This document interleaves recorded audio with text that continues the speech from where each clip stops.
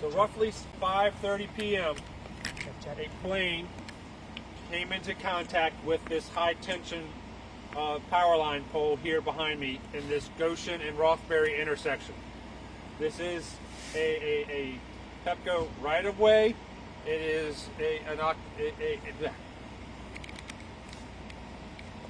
original information outlined that there was 2 occupants in the plane. We have been in contact and continue to be in contact with the folks in the plane. There are several concerns ongoing. While there is a large area of power outage in Montgomery County, which I will talk about, there is no other way to determine if it's safe to access the tower until it is grounded or bonded, which means crews have to go up to the wires themselves to put clamps or cables onto the wires to then ensure that there's no static electricity, no residual power.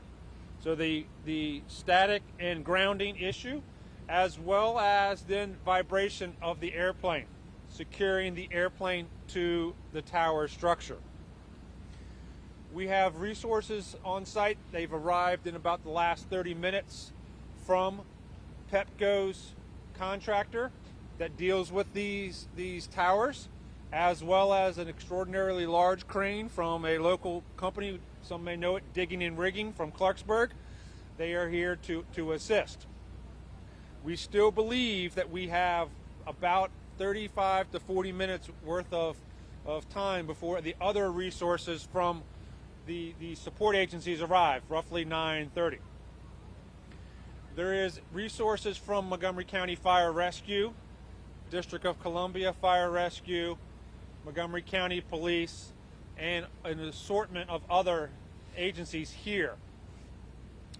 One of our concerns is the safety of the occupants in the airplane, the safety of the fire rescue personnel, and the rescue thereof. We are taking measured and risk-balanced steps to approach this activity, and we'll be doing this in a manner which we will aim to extricate these 2 folks out of the plane. Like talking about Pepco's outages, the number in the community is 85,000 to 90,000 customers are without power. As you all have reported, that is a wide swath from here down towards Wheaton, parts of Silver Spring, Olney, Aspen Hill. It's a large portion of the county.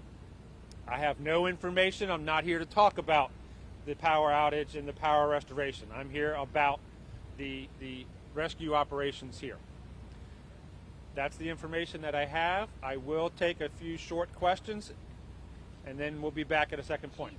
Are you in communication, or someone in communication with those folks, and how are you keeping them calm? Absolutely, that is a challenge. Absolutely, we are in communication with them. We have their cell phones. We are moderating the use of that cell phones to conserve the battery of those devices while they're up there. But we have regular check-in intervals with them, then we are making those communications. How are they?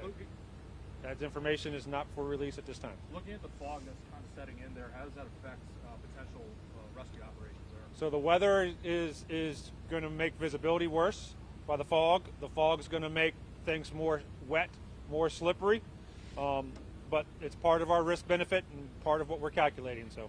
Chief, can you walk through the exact order of operations of what is happening now and what is happening next? Who goes first? And just, I'm sorry, can you just walk through that one more time so that we're clear on that?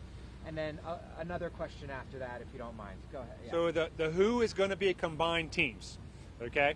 So the what will be the tower contractor will go up and do what is called grounding, or what may be referred to other times as grounding and bonding, in which they go up, place cables onto the wires, and then have a direct path of that any static or residual electricity to a ground source.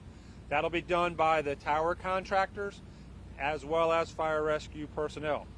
Once we then have the ability to get onto the tower, we will use either the bucket trucks or the crane to make access to where the aircraft is on the tower, and then work to secure the aircraft to the tower.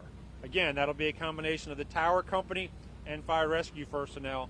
Then we will work to bring the occupants of the plane out and down to ground and transport to area hospitals. So part of the process is physically, once you're up there, getting the plane attached to the tower before, and presumably to ensure that the plane is secure when you make the extraction? As with any car extrication, we make the car stable before we take the people out of the car. Take this to the aircraft. We want to make the aircraft stable to the tower before we try to remove the occupants of the aircraft out of the aircraft. And then my final question, sorry, is what can you say about the stability, how the aircraft is being held up right now? Is it precarious? Is it secure? Not secure, but how would you describe that? An aircraft hit an aerial tower at about 100 feet in the air. It's not going to be stable until it's chained and strapped in place.